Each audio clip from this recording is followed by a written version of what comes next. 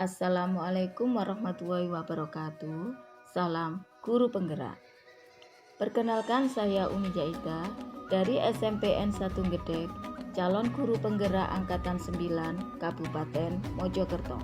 Pada kesempatan ini, saya akan memaparkan kesimpulan dan refleksi pemikiran Ki Hajar Dewantara pada modul 1.1 koneksi antar materi. Menurut Ki Hajar Dewantara, pendidikan merupakan petunjuk suatu proses atau usaha untuk membentuk kepribadian atau budi pekerti peserta didik sesuai kodrat yang dimiliki peserta didik agar menjadi manusia yang mampu mencapai kebutuhan hidupnya, baik sebagai manusia maupun sebagai anggota masyarakat. Sedangkan pengajaran adalah suatu cara penyampaian ilmu dan pengetahuan yang bermanfaat bagi hidup peserta didik, baik secara lahir maupun batin. Sehingga pengajaran adalah bagian dari pendidikan. Dari kedua pengertian tadi, maka pendidikan dan pengajaran merupakan suatu usaha mempersiapkan diri peserta didik untuk memenuhi segala kepentingan dan kebutuhan hidupnya, baik hidup dalam bermasyarakat maupun hidup berbudaya. Saya mengakui bahwa sebelum mempelajari modul 1.1 tentang pemikiran Ki Hajar Dewantara, banyak anggapan dan pemikiran saya yang salah. Di antaranya, yang pertama, saya menganggap anak sebagai kertas kosong yang harus diisi, dan tugas utama guru dalam pendidikan adalah mengisi kertas kosong itu dengan informasi-informasi atau pelajaran yang penting bagi anak, sehingga kegiatan pembelajaran yang saya lakukan hanya fokus mengajar. Saya menganggap anak adalah objek pembelajaran, sehingga pendapat, inisiatif, dan keterlibatan anak saya anggap tidak penting, mengakibatkan anak-anak pasif dalam pembelajaran dan guru mendominasi dalam proses pembelajaran, sehingga pembelajaran yang terjadi berpusat pada guru atau teacher center. Yang kedua, saya menganggap ketuntasan dalam menyampaikan materi lebih penting daripada memahami karakter anak. Saya hanya meminta anak untuk menghafal materi yang saya berikan. Saya kurang memperdulikan apakah murid benar-benar paham tentang materi yang telah dipelajari atau tidak. Karena saya berfokus pada pencapaian KD. Saya takut jika ada KD yang belum saya sampaikan pada murid dalam waktu 1 semester. Yang ketiga, biasanya saya hanya menilai murid hanya dari aspek kognitif saja, yaitu kemampuan anak untuk mengerjakan tugas dan ulangan saja.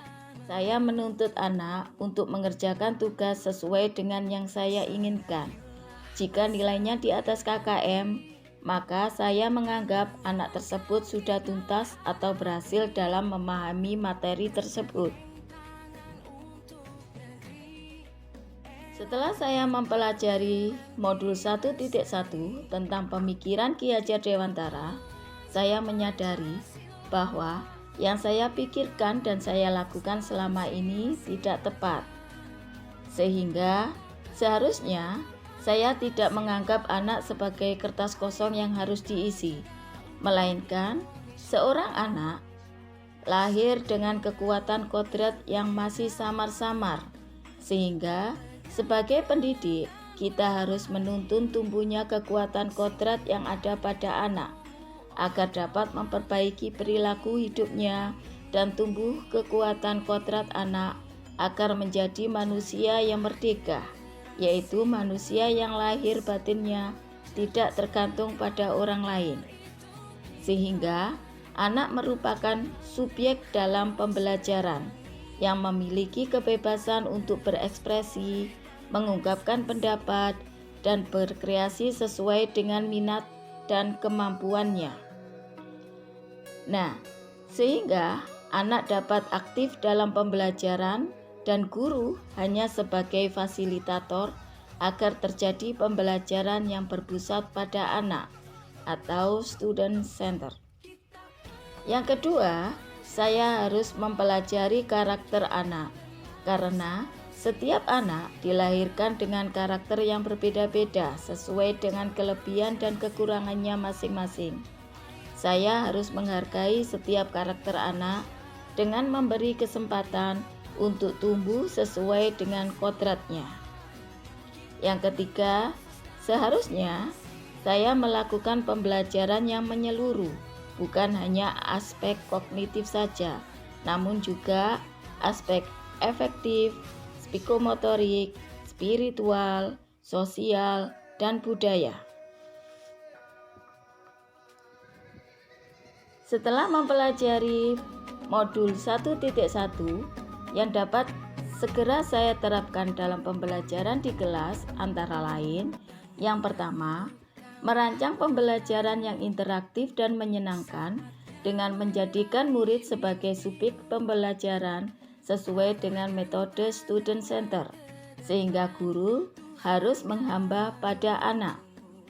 Yang kedua, menerapkan pembelajaran abad 21 sesuai dengan pemikiran Ki Hajar Dewantara, yaitu berpikir kritis, kreatif, komunikatif, dan kolaboratif, dengan menerapkan konsep merdeka belajar dan mengintegrasikan pembelajaran dengan pencapaian profil pelajar Pancasila. Yang ketiga, melaksanakan proses pembelajaran yang menyeluruh meliputi aspek kognitif, efektif, psikomotorik, spiritual, sosial, dan budaya. Dan yang keempat, menerapkan sistem AMONG, yaitu menuntun anak untuk mencapai keselamatan dan kebahagiaan sesuai dengan karakteristik dan latar belakang yang dimilikinya. Dari paparan tadi dapat saya simpulkan, yang pertama, anak merupakan subjek dalam pembelajaran, sehingga dalam proses pembelajaran hendaknya anak diberi kebebasan untuk mengembangkan potensi dirinya sesuai dengan minat, kemampuan, kebutuhan, dan karakter yang dimiliki. Yang kedua, pendidikan bukan hanya ilmu akademis saja, namun harus menyeluruh meliputi aspek kognitif, efektif, psikomotorik, spiritual, sosial, dan budaya. Yang ketiga, pendidikan adalah menuntun anak sesuai dengan minat dan kodrat yang dimiliki. Demikian pemaparan yang dapat saya sampaikan. Semoga bermanfaat dan sampai jumpa di lain kesempatan. Terima kasih. Wassalamualaikum warahmatullahi wabarakatuh.